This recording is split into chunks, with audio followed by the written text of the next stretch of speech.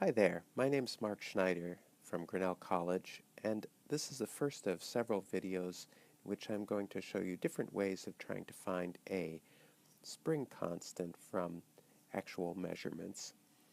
First, we're going to measure this directly, and the, the spring is a familiar thing. We're going to look at a spring hanging vertically and measure first exactly how you get that spring constant from a direct measurement.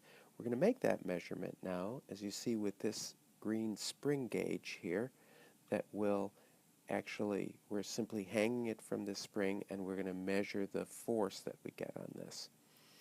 The force that a spring gets is proportional to displacement, but it raises the question of displacement from where. So we're going to bypass that by putting in a zero position, which we're calling x naught in here. This means that we need to make two measurements.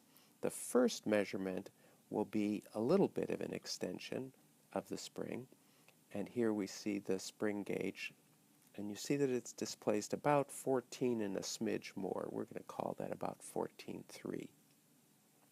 Then we're going to make a second measurement, and here we'll see on the spring gauge that now it's been stretched a little bit further to 20 and a little bit, almost 21. Now if you take those two expressions for the forces and you subtract one from the other, you'll see that that x naught in there is going to disappear on us, which is just great. Then we don't have to worry about that at all, and we'll see that the forces, the difference in forces is going to be proportional to the difference in the two positions.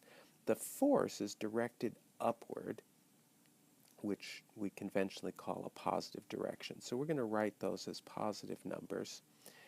And the positions, because those are pulled downward, those are going to be negative numbers.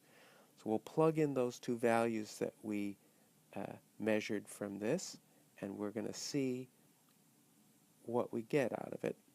The difference between the two forces is simply 1 Newton. The difference between those two positions is 0.066 meters. Rearranging this, I find that the spring constant is simply equal to 1 Newton divided by the 0.066 meters, or about 15 newtons per meter. This is a little bit of a coarse measurement on here because the spring gauge is not terribly accurate, and our ability to look at it exactly along the side there was not the best. So we're going to guess that this will agree only roughly with some of our other measures.